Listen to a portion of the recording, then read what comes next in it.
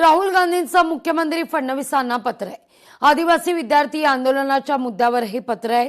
आदिवासी विद्यार्थ्यांच्या प्रतिनिधींना भेटून त्यांचं म्हणणं ऐकून घ्या अशी विनंती या पत्रातून करण्यात आलेली आहे। या पत्रावर विजय वडेट्टीवार आणि मंत्री बावनकुळे यांनी देखील प्रतिक्रिया दिली आहे।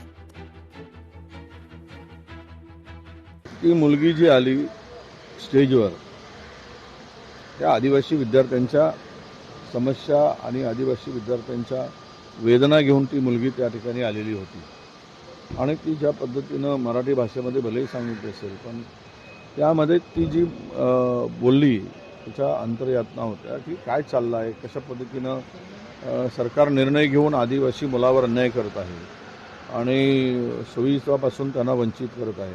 म्हणजे आदिवासी मुलींवर किती तुम्ही अविश्वास दाखवत आहे, त्यांच्या चारित्र्यावर तुम्ही अविश्वास दाखवत आहे, अशा प्रकारचे गंभीर प्रश्न निर्माण होतात।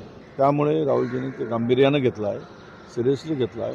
म्हणून मुख्यमंत्र्यांना पत्र लिहिलं आहे की यावर चर्चा करा, तोडगा काढा आणि मला वाटतं की मुख्यमंत्र्यांनी यावर प्रायोरिटीनं ही चर्चा करावी आणि आदिवासी विद्यार्थ्यांचे प्रश्न सोडवावे। माननीय मुख्यमंत्र्यांनी यापूर्वीच आणि आजही कॅबिनेटमध्ये मगाशी मी सांगितल्याप्रमाणे आदिवासी विभाग, सामाजिक न्याय विभाग सर्वांनाच त्या ठिकाणी सूचना दिलेल्या आहेत आणि खरं तर हा जो प्रश्न आहे 30 वर्षाच्या वरचे जे काही तिथे विद्यार्थी आहेत या संदर्भात निर्माण झालेला आहे, तर निश्चितपणे आपण जर बघितलं असाल तर त्या ठिकाणी आदिवासी विभाग मंत्र्यांनी सारं क्लॅरिफिकेशन केलं आहे।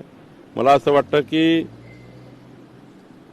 राहुल गांधींनी जे काही आता मुख्यमंत्र्याला उद्देशून हे केलं आहे त्यांना खरी वस्तुस्थिती माहिती नाही आहे। खरी वस्तुस्थिती जेव्हा त्यांना कळेल तर ते त्या ठिकाणी अशा प्रकारचे चुकीचे ट्विट करणार नाही। लोकशाही मराठी ऐका, पहा, जागरूक रहा।